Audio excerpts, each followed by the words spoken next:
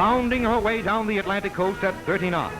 One of Uncle Sam's new treaty ships, the battlecruiser Tuscaloosa, 10,000 tons of potential fighting fury. For her displacement, she's the maximum in mobility, armament, and speed.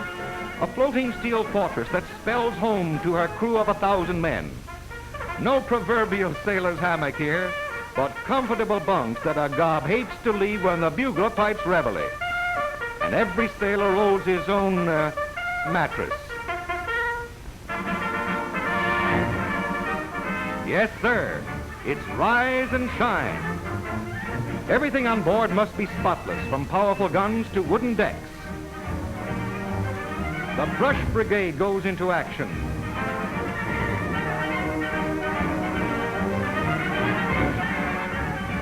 Boy, that's the stuff that gives a man plenty of appetite.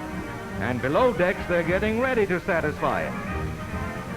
Gobs of dishes for hungry gobs with ham and. Uncle Sam certainly does the right thing by his seagoing nephews.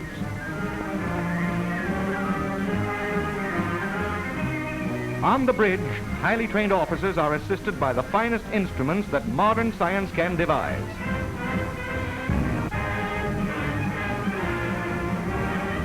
A complete system of signals keeps the bridge in intimate contact with the engine room, so that the Tuscaloosa's thousands of horsepower are under instant control as she travels over the high seas.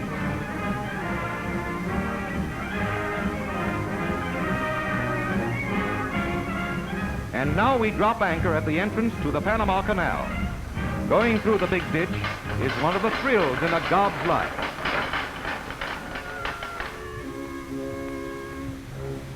This is the harbor of Colon on the Atlantic side.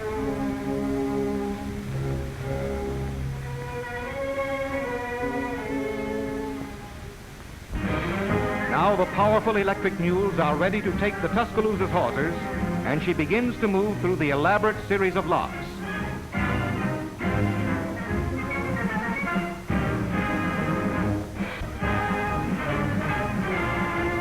Some job for these little giants.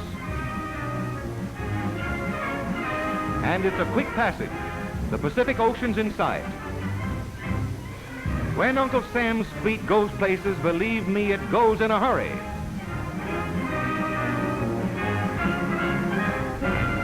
Full speed ahead now as real Navy work begins.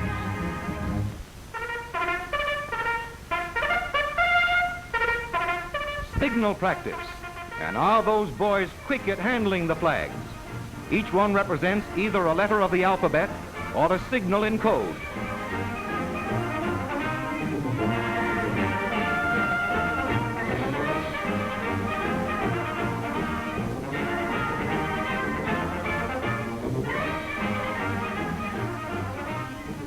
Soldiers of the sea, drilling at sea.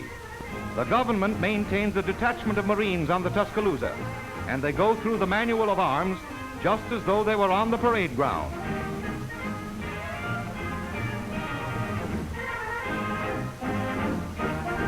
The eyes of the fleet.